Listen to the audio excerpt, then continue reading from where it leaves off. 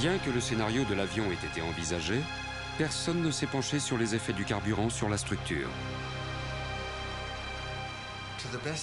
Autant que je sache, le problème du carburant contenu dans l'avion, en termes de risque d'explosion ou d'incendie, n'a pas été pris en considération. Nous n'étions pas responsables de cet aspect de la conception. J'ai peut-être tort, mais si ça avait été étudié, on serait arrivé à la conclusion que le problème était impossible à gérer.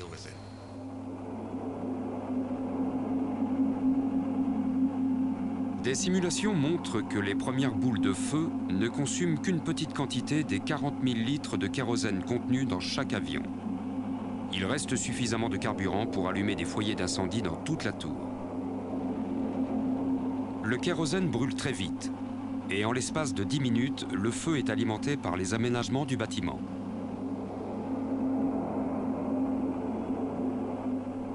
En calculant la taille et la vitesse du panache de fumée que l'on voit ici d'une altitude de 400 km, on en déduit que chaque foyer d'incendie dégage autant d'énergie qu'une centrale nucléaire de taille moyenne.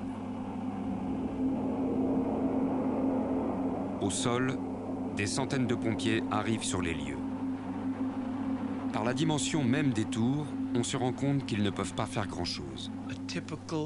Une équipe d'intervention normale est capable d'éteindre avec ses lances environ 200 mètres carrés, c'est-à-dire un espace de 10 mètres sur 20. Si on met deux équipes d'intervention côte à côte, elles éteindront autour de 400 mètres carrés de feu.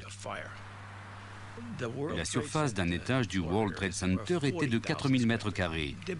C'était des tours de bureaux avec des espaces non cloisonnés. C'est 10 fois plus que la surface de feu que nous pouvons éteindre avec ces tuyaux.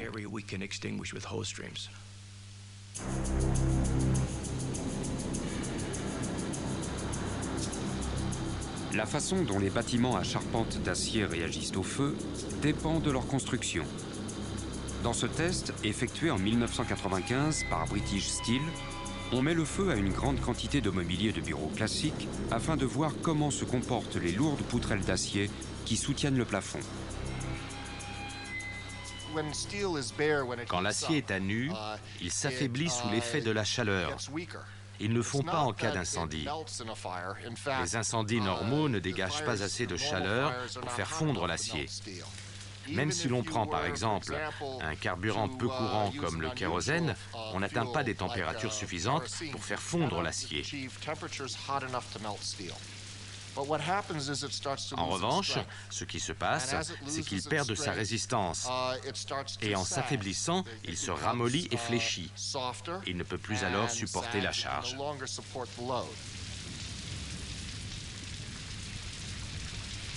C'est le test le plus important du genre.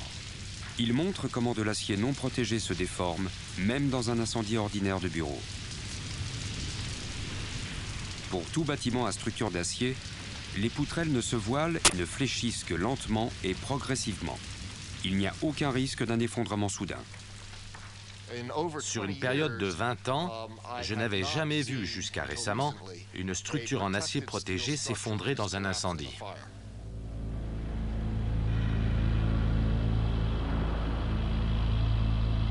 Alors, quelle est la cause de la défaillance dévastatrice et soudaine du World Trade Center? Comment un bâtiment fait principalement d'acier très résistant a-t-il pu céder et s'écraser subitement au sol?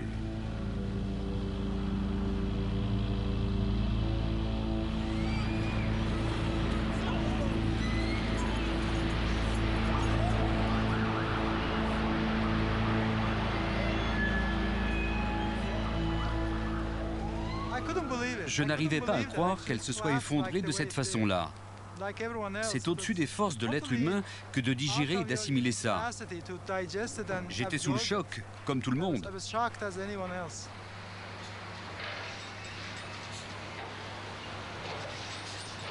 Le professeur Abolhassan Astaneh est l'un des rares experts qui ont examiné l'acier dans le dépôt du New Jersey avant qu'il ne soit vendu à l'étranger comme ferraille.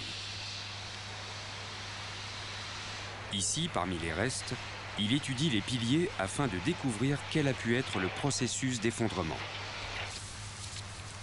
Plusieurs indices conduisent immédiatement à un scénario particulier et inhabituel.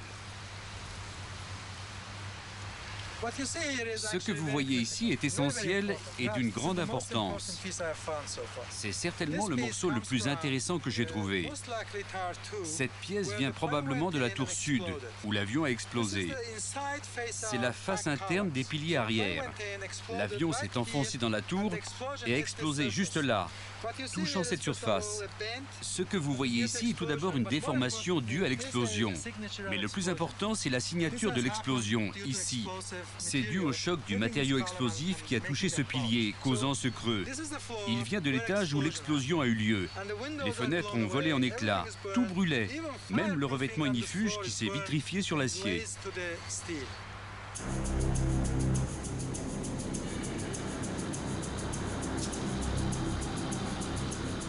Le revêtement ignifuge du World Trade Center est pulvérisé sur un matériau sec et fragile fait de fibres minérales.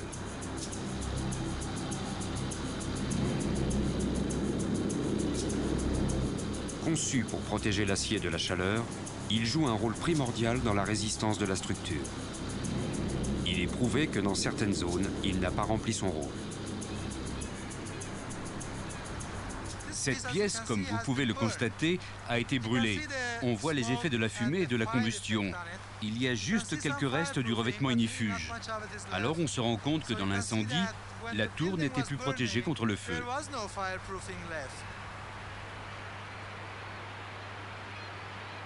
Sans protection ignifuge, l'acier est devenu très vulnérable à la chaleur dégagée par l'incendie. Dans la tour sud plus particulièrement, l'effet est catastrophique pour les poutrelles qui soutiennent les vastes surfaces non cloisonnées.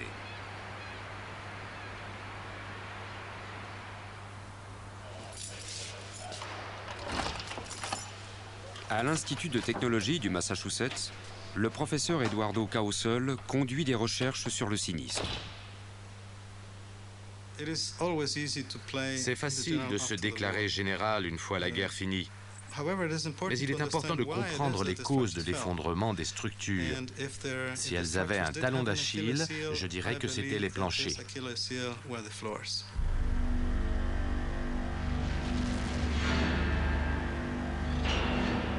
La construction des planchers est inhabituelle pour une tour. Au lieu des poutrelles d'acier épaisses généralement utilisées, les étages sont soutenus par des structures légères en treillis. On les recouvre d'une tôle d'acier pour former un panneau préfabriqué qui est ensuite hissé en position. À chaque extrémité, elles sont fixées à des équerres soudés au mur.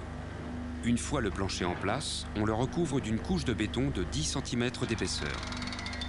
Ce procédé permet une construction très rapide puisque les panneaux sont en grande partie assemblés au sol.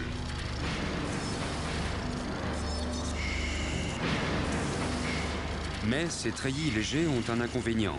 Ils sont sensibles au feu.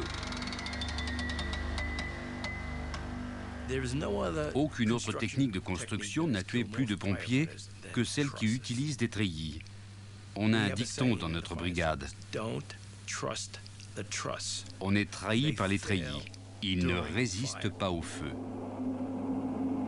La résistance d'un treillis dépend de chacune des poutres et des barres qui le composent. Si une petite section est défaillante, c'est l'ensemble qui lâche. Voici une maquette de l'assemblage d'un plancher. Les sols, les poutrelles, les treillis. C'est un ensemble très solide, très léger et très rigide, mais il est extrêmement sensible au feu. Il faut donc l'ignifuger extrêmement bien et d'une manière appropriée. Pour vous donner un exemple, j'ai fait une maquette similaire qui a été ignifugée sauf à ces deux endroits-là. Nous allons voir quel effet ont ces éléments sur la structure.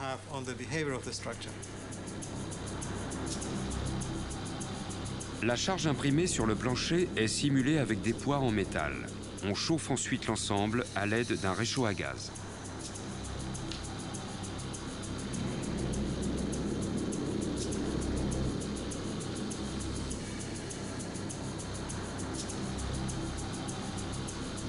Presque aussitôt, les éléments non protégés commencent à lâcher, affaiblissant la résistance de l'ensemble. Ceci démontre que la résistance de l'ensemble ne dépasse pas celle de son élément le plus faible.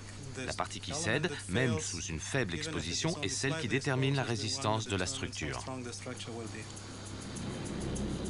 La plupart des treillis sont toujours aussi résistants, mais la partie défaillante tire vers l'intérieur, exerçant d'énormes contraintes sur les points de jonction situés aux extrémités.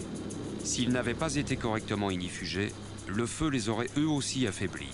Cette théorie est renforcée par des découvertes faites dans le dépôt de ferraille. On ne peut courber le métal comme ça sans le casser, à moins de le chauffer. J'en déduis que cette pièce était très chaude quand le plancher s'est écroulé et l'a courbée. C'est certainement ce qui est à l'origine de l'effondrement de la tour du World Trade Center.